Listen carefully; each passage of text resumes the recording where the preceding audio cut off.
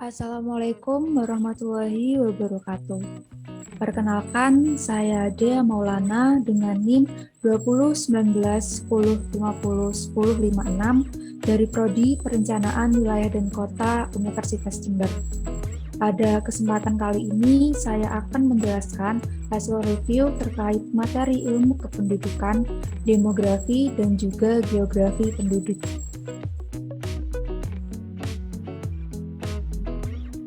Pembahasan yang pertama yaitu terkait kependudukan. Ilmu kependudukan merupakan penghubung antara penduduk dengan sistem sosial dengan harapan dapat memecahkan pertanyaan dasar terkait bagaimana menambah pengertian atau pemahaman masyarakat melalui proses analisis kependudukan. Kemudian yang kedua yaitu ada tujuan mempelajari ilmu kependudukan. Tujuan dari mempelajari ilmu kependudukan yang pertama yaitu mempelajari dan memahami kuantitas penduduk di suatu wilayah. Kuantitas penduduk yang ada di suatu wilayah dapat dibandingkan dengan wilayah yang lain untuk mengetahui berbagai kebutuhan sandang, pangan, papan, dan kebutuhan lainnya untuk wilayah yang bersangkutan. Yang kedua, yaitu mempelajari dan memahami perkembangan penduduk di suatu wilayah. Dengan memperhatikan perkembangan kuantitas penduduk di suatu wilayah, maka akan memperkirakan atau menganalisis bagaimana kondisi perkembangan berbagai komponen demografi yang membentuk kuantitas atau jumlah penduduk di wilayah tersebut. Yang ketiga, mempelajari dan memahami perbandingan atau perbedaan penduduk antar wilayah. Dengan melakukan perbandingan jumlah penduduk antar wilayah, maka akan dapat mengetahui perbedaan perkembangan berbagai komponen demografi di wilayah masing-masing yang membentuk jumlah penduduk tersebut. Yang keempat, mempelajari dan memahami penyebab perkembangan penduduk seperti fertilitas, mortalitas, dan migrasi penduduk. Perbedaan penyebab perkembangan jumlah penduduk seperti fertilitas, mortalitas, dan migrasi penduduk di suatu wilayah akan dapat digunakan sebagai dasar dalam pembuatan kebijakan yang lebih tepat untuk pengendalian jumlah penduduk di wilayah tersebut. Yang kelima, mempelajari dan memahami perkembangan tingkat pertumbuhan penduduk dari waktu ke waktu. Perkembangan tingkat pertumbuhan penduduk dari waktu ke waktu dapat menunjukkan keberhasilan berbagai program kependudukan dalam rangka pengendalian jumlah dan pertumbuhan penduduk secara umum maupun menurut tingkatan daerah tertentu. Ilmu kependudukan sangatlah penting untuk dipelajari guna mengatasi berbagai persoalan kependudukan yang terjadi di berbagai belahan dunia, termasuk Indonesia. Berbagai perencanaan pembangunan yang dibuat oleh pemerintah sangat erat kaitannya dengan ilmu kependudukan, seperti perencanaan di bidang pendidikan, yaitu kebutuhan guru serta kebutuhan sarana prasarana sekolah.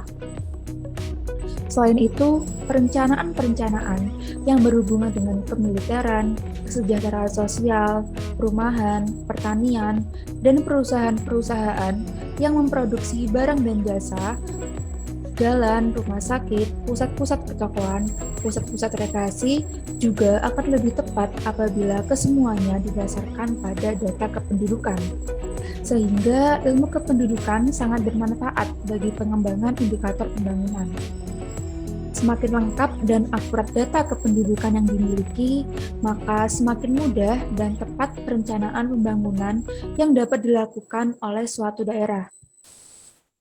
Demikian pula kebijakan-kebijakan di bidang lainnya sangat diperlukan data kependudukan.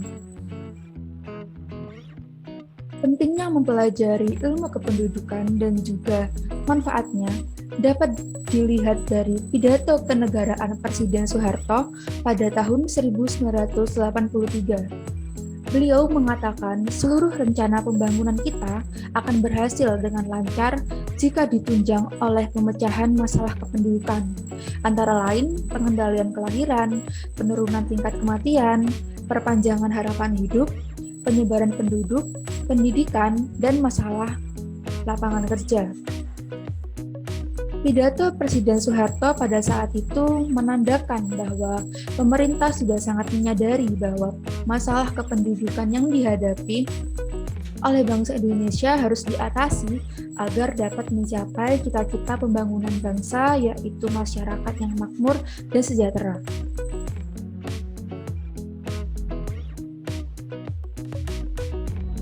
Kemudian pembahasan yang kedua yaitu terkait demografi. Demografi dan kependudukan memiliki keterkaitan satu sama lain. Berikut merupakan definisi-definisi dari demografi oleh para ahli. Yang pertama ada Philip M. Hauser dan Otis Dudley Duncan pada tahun 1959.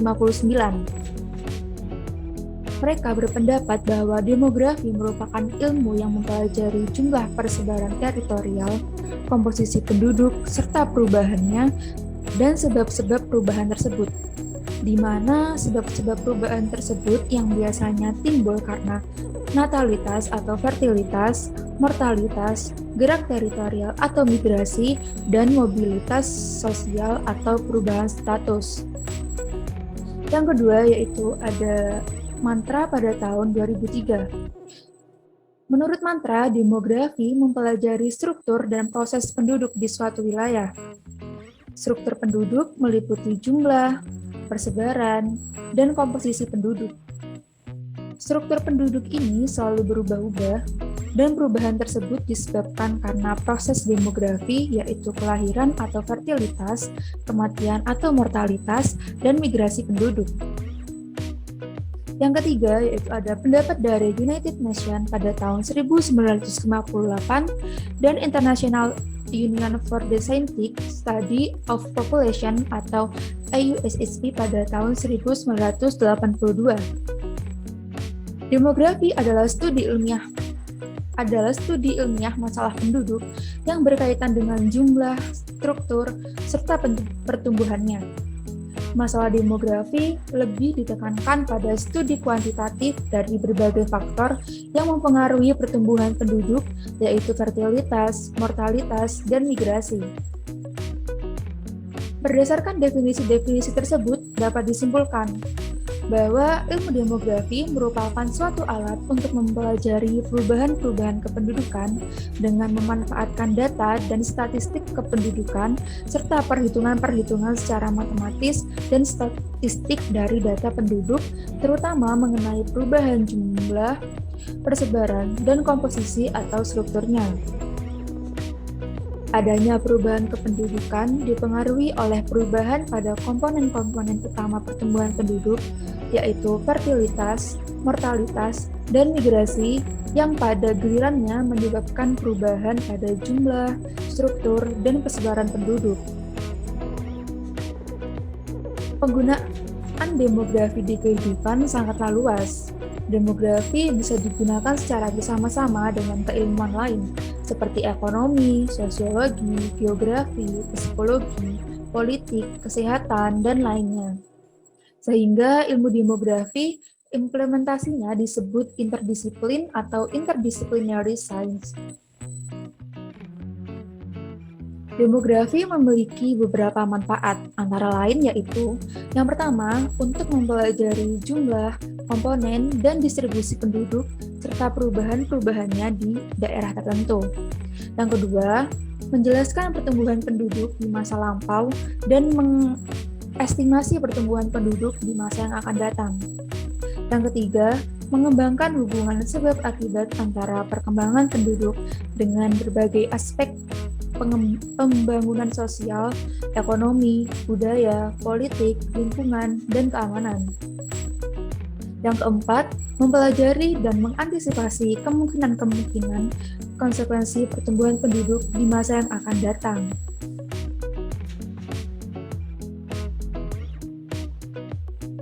Teori kependudukan dibedakan menjadi 3 kelompok. Kelompok pertama terdiri dari penganut aliran Malthusian dan aliran Neo-Malthusian.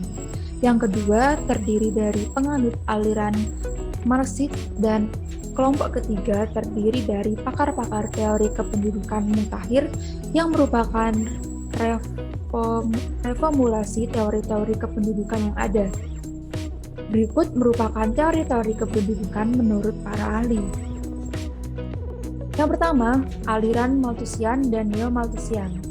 Aliran ini dipelopori oleh Thomas Robert Malthus, yaitu seorang pendeta Inggris pada tahun 1766 sampai 1834. Malthus berpendapat bahwa jika penduduk tidak ada pembatasan, maka akan mudah berkembang biak dengan cepat.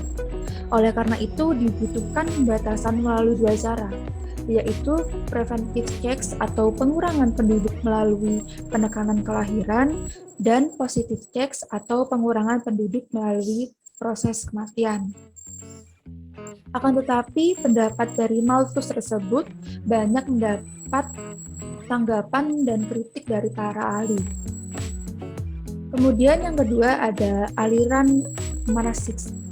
Aliran Marxist dipelopori oleh Karl Marx dan Friedrich Engels yang tidak sependapat dengan teori Malthus. Marx menentang usaha-usaha moral reasons yang disarankan oleh Malthus dan berpendapat bahwa semakin banyak jumlah manusia, maka semakin tinggi produksi yang dihasilkan. Sehingga tidak perlu diadakan pembatasan pertumbuhan penduduk. Marx menyatakan bahwa hukum kependudukan di negara sosialis merupakan antitesa hukum kependudukan di negeri kapitalis. Kemudian, teori yang ketiga yaitu teori kependudukan mutakhir. Pada akhir abad ke-19 dan permulaan abad ke-20, teori mutakhir dan Marx mengalami formulasi kembali atau reformulations, yang merupakan rintisan teori kependudukan mutakhir. Teori ini dapat dibagi menjadi dua kelompok, yaitu teori fisiologi dan sosial ekonomi. Yang kedua yaitu teori teknologi.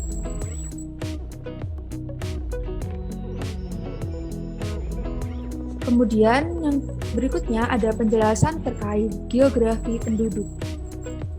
Geografi penduduk merupakan salah satu cabang ilmu geografi manusia yang mempelajari tentang perbedaan dan persamaan aktivitas manusia dalam ruang sebagai hasil dari interaksi antara manusia dalam memanfaatkan ruang. Berikut merupakan beberapa pengertian geografi.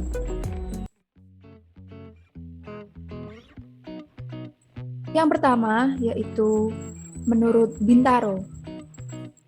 Menurut Bintaro, geografi penduduk adalah ilmu yang mempelajari sebaran dan dinamika pola geografi penduduk di muka bumi dalam ruang dan waktu. Yang kedua, menurut Clerke pada tahun 1972, geografi penduduk mempelajari penduduk menyangkut distribusinya, komposisinya, dan pertumbuhannya pada ruang yang bervariasi serta keterkaitannya dengan wilayah tersebut pada suatu waktu tertentu.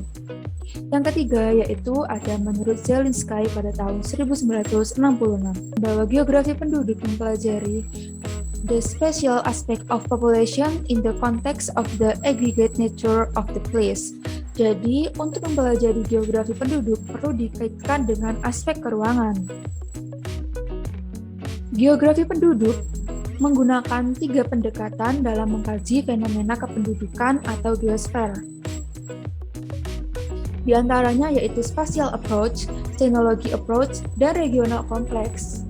Melalui 3 pendekatan tersebut, dapat menjelaskan mengenai interaksi manusia dalam melakukan aktivitas. Pendekatan ilmu geografi sangat berguna dalam menganalisa karakteristik wilayah berdasarkan kondisi yang ada.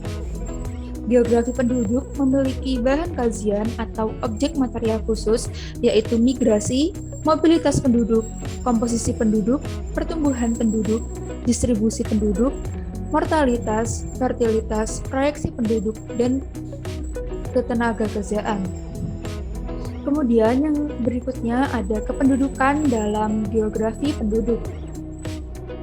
Masalah kependudukan erat hubungannya dengan manusia sebagai anggota masyarakat maupun perorangan atau individu. Oleh karena itu, pengetahuan tentang kependudukan perlu dipelajari dalam geografi penduduk. Para ahli geografi penduduk banyak menggunakan data-data sensus, survei, serta catatan kelahiran dan kematian untuk dibentuk menjadi angka-angka, rasio, serta statistik lainnya dan dianalisa dengan mendasar pada beberapa pendekatan geografi. Berikut merupakan beberapa sumber data dalam geografi penduduk, antara lain yaitu sensus penduduk. Sensus penduduk merupakan perhitungan jumlah penduduk, ekonomi, dan sebagainya yang dilakukan oleh pemerintah dalam jangka waktu tertentu. Sensus penduduk dilakukan secara serentak dan bersifat menyeluruh dalam satu batas negara untuk kepentingan demografi negara yang bersangkutan. Ruang lingkup sensus penduduk mencakup seluruh wilayah geografis suatu negara dan seluruh penduduknya terdiri dari seluruh golongan umur penduduk baik yang bertempat tinggal bertempat tinggal tetap maupun yang tidak memiliki tempat tinggal. Data-data dari sensus ini digunakan guna merencanakan atau merancang pembangunan di berbagai bidang sehingga hal tersebut sangat berperan penting guna mengetahui tingkat keberhasilan pembangunan baik di bidang kependudukan, sosial budaya, maupun ketenagakerjaan. Yang kedua yaitu ada survei penduduk. Survei penduduk merupakan cara pengumpulan data yang dilaksanakan melalui pencacahan sampel dari suatu populasi untuk memperkirakan karakteristik objek pada saat tertentu. Yang ketiga ada registrasi penduduk. Registrasi penduduk yaitu melakukan pencatatan terus-menerus mengenai peristiwa-peristiwa kehidupan atau registrasi vital setiap individu dalam populasi seperti kelahiran, kematian, migrasi atau kepindahan, pernikahan, perceraian, dan adopsi. Nah, kemudian ada perbedaan dan persamaan dari ketiga materi yang sudah saya jelaskan tadi.